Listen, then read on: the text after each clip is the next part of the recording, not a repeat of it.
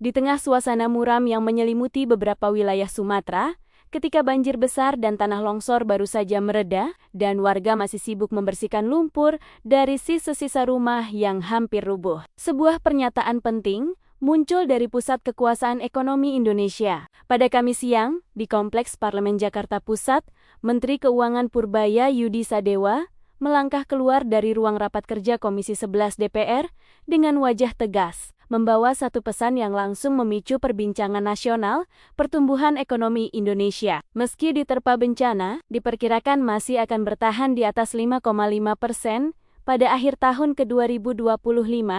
Ucapan itu muncul hanya beberapa hari setelah bencana banjir dan longsor melanda Aceh, Sumatera Utara, dan Sumatera Barat, kawasan yang seharusnya tengah mempersiapkan diri menyambut puncak aktivitas ekonomi akhir tahun justru harus menghadapi kerusakan infrastruktur, terhentinya aktivitas usaha, hingga lumpuhnya akses transportasi di beberapa titik krusial. Di tengah suasana itu, sebagian masyarakat bertanya-tanya, apakah mungkin ekonomi nasional tetap tumbuh kuat ketika sebagian mata rantai aktivitas ekonomi di Pulau Sumatera sedang terkendala? Namun Purbaya tampil dengan keyakinan yang jarang terlihat dari seorang pejabat ekonomi di tengah situasi kompleks. Ia menegaskan bahwa pengaruh bencana terhadap ekonomi memang ada, tetapi tidak akan sampai melumpuhkan laju pertumbuhan nasional. Menurutnya, dampak bencana harus dilihat secara proporsional.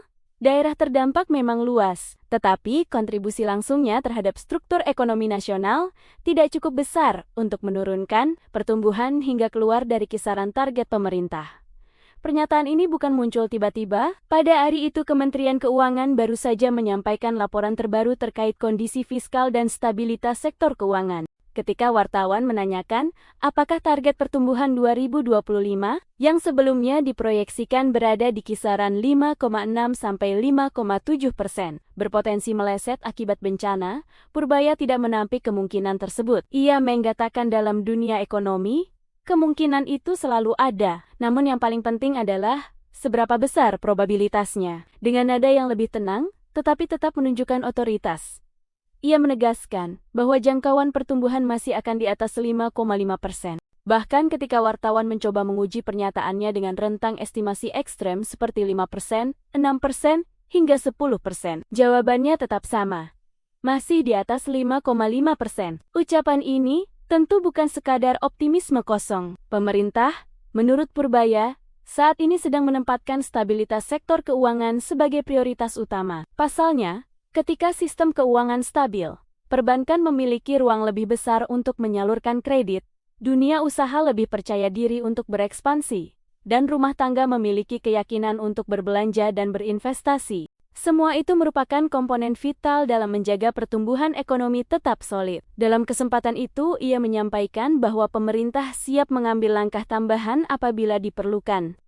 Pernyataan tersebut menunjukkan bahwa pemerintah tidak hanya mengandalkan analisis, tetapi juga menyiapkan intervensi nyata untuk memastikan target ekonomi tetap terjaga. Purbaya juga menjelaskan bahwa aktivitas rekonstruksi pasca bencana di Sumatera bisa memberikan dorongan tambahan terhadap pertumbuhan ekonomi. Dalam teori ekonomi, bencana alam memang menyebabkan kerusakan dan menghambat aktivitas. Tetapi, fase perbaikan infrastruktur justru membuka peluang baru bagi belanja pemerintah, penyerapan tenaga kerja, dan peningkatan permintaan material konstruksi. Ketika rumah dibangun ulang, jembatan diperbaiki, jalan diperlebar, dan fasilitas publik dipulihkan, roda ekonomi lokal seringkali mendapatkan dorongan baru. Namun, hingga kini, pemerintah masih menunggu rancangan program detail dari BNPB.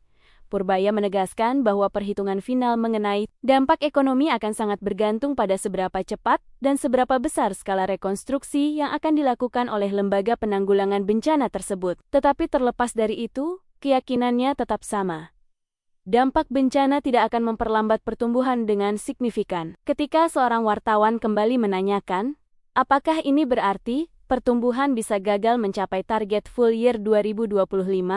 Purbaya menjawab dengan jujur bahwa kemungkinan itu selalu terbuka. Namun menurutnya, angka yang lebih relevan adalah seberapa jauh potensi deviasi dari target tersebut. Ia menunjukkan bahwa meskipun ada bencana, indikator-indikator ekonomi nasional masih menunjukkan ketahanan yang kuat. Belanja pemerintah tetap berjalan, ekspor tidak terganggu secara signifikan, dan konsumsi domestik masih cenderung stabil. Dalam kesempatan yang sama, Purbaya mengulangi proyeksinya untuk kuartal 4 ke 2025.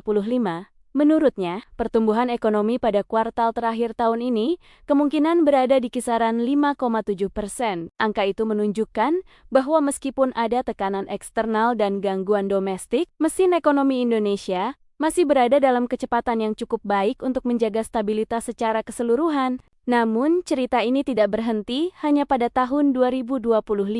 Purbaya juga menyampaikan optimisme yang jauh lebih besar untuk tahun berikutnya. Ia memperkirakan pertumbuhan ekonomi Indonesia pada 2026 dapat mencapai 6%. Menurutnya, kebijakan pemerintah mulai menunjukkan dampak yang lebih nyata terhadap aktivitas ekonomi nasional. Reformasi struktural yang telah dijalankan beberapa tahun terakhir, termasuk perbaikan regulasi pasar keuangan, pengembangan proyek industri strategis, dan percepatan investasi infrastruktur, mulai berbuah pada peningkatan aktivitas produksi dan konsumsi. Target 6% ini tentu bukan hal yang mudah dicapai, mengingat kondisi ekonomi global yang tidak sepenuhnya stabil. Tetapi bagi pemerintah, angka tersebut adalah gambaran bahwa Indonesia memiliki fondasi ekonomi yang cukup kuat dan struktur kebijakan yang jauh lebih matang dibandingkan 1 dekade lalu. Dengan dorongan belanja negara, peningkatan kualitas investasi, dan pemulihan ekonomi global yang diharapkan lebih stabil pada 2026,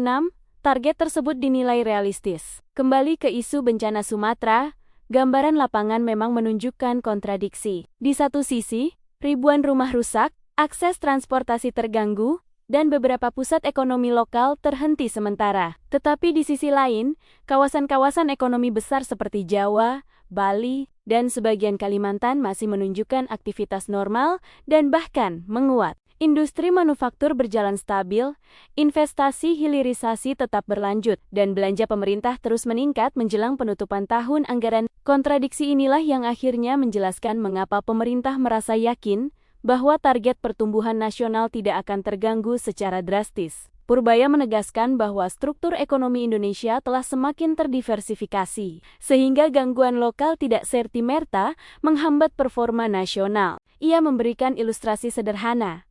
Meskipun Sumatera memiliki kontribusi ekonomi yang penting, pusat-pusat penggerak ekonomi nasional tidak hanya berada di satu wilayah. Struktur ini menjadi bantalan alami bagi perekonomian Indonesia. Namun demikian, kepercayaan publik tetap menjadi faktor penting. Sebagian masyarakat memandang optimisme pemerintah sebagai upaya menenangkan publik ketimbang analisis objektif, terutama ketika bencana masih berlangsung dan data kerusakan belum sepenuhnya terkumpul. Tetapi jika dilihat dari data historis, Indonesia memang memiliki catatan pertumbuhan ekonomi yang relatif stabil meskipun diterpa berbagai tantangan, mulai dari pandemi, krisis harga komoditas, hingga gejolak geopolitik global.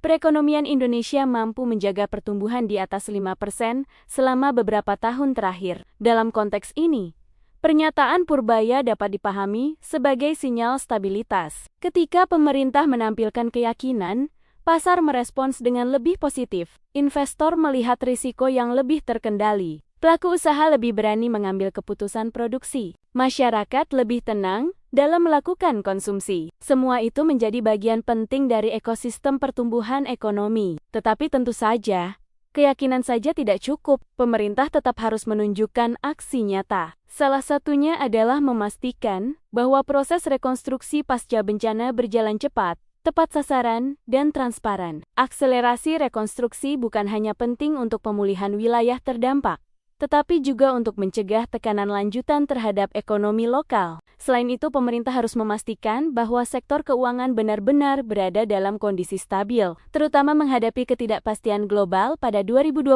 sampai 2026 untuk mencapai target 6% pada 2026. Diperlukan kerjasama lintas sektor yang lebih intensif. Pemerintah harus menciptakan iklim investasi yang semakin kondusif, memperbaiki birokrasi yang menghambat produktivitas, dan memperkuat koordinasi pusat daerah. Selain itu, Indonesia perlu memastikan bahwa sektor industri strategis seperti energi, pertambangan, dan manufaktur tetap berjalan dalam jalur yang mendukung pertumbuhan jangka panjang. Naskah besar kisah ekonomi Indonesia pada 2025 sampai 2026 bukan semata tentang angka pertumbuhan. Ini juga tentang ketahanan, adaptasi, dan kemampuan menghadapi kejadian tak terduga seperti bencana alam. Ketika sebagian wilayah masih berjuang bangkit dari banjir dan longsor, negara dituntut untuk tetap menjaga keseimbangan antara pemulihan sosial dan stabilitas ekonomi. Pemerintah harus memastikan bahwa pertumbuhan ekonomi tidak hanya tercapai secara nasional, tetapi juga dirasakan oleh masyarakat yang terdampak langsung. Dan di tengah dinamika itu, satu hal tetap harus diingat, optimisme pemerintah bukanlah akhir dari cerita, melainkan awal dari pekerjaan besar yang menanti. Apakah target pertumbuhan akan tercapai? Apakah rekonstruksi bencana berjalan cepat? Apakah sektor keuangan tetap stabil di tengah gejolak global? Pertanyaan-pertanyaan ini akan menentukan arah ekonomi nasional dalam 2 tahun ke depan. Untuk saat ini, publik hanya bisa menunggu sambil mengamati langkah pemerintah berikutnya. Tetapi satu hal pasti, pernyataan Purbaya pada hari itu telah memicu kembali diskusi besar tentang ketahanan ekonomi Indonesia. Diskusi tentang seberapa kuat fondasi ekonomi kita. Diskusi tentang masa depan pertumbuhan dalam periode yang penuh tantangan. Dan seperti yang ia sampaikan dengan nada tegas, saya pikir ekonomi tahun ini masih akan berada di atas 5,5%. Sebuah pernyataan yang bukan hanya menggambarkan optimisme, tetapi juga sebuah janji, sekaligus sebuah taruhan besar bagi arah ekonomi Indonesia di tengah badai bencana dan ketidakpastian global. Apakah optimisme itu akan terbukti, atau justru kenyataan akan menunjukkan cerita yang berbeda? Pada akhirnya hanya waktu dan keberanian menjalankan kebijakan yang akan menjawabnya. Sampai jumpa pada video berikutnya, hanya di channel Geo Ekonomi Politik.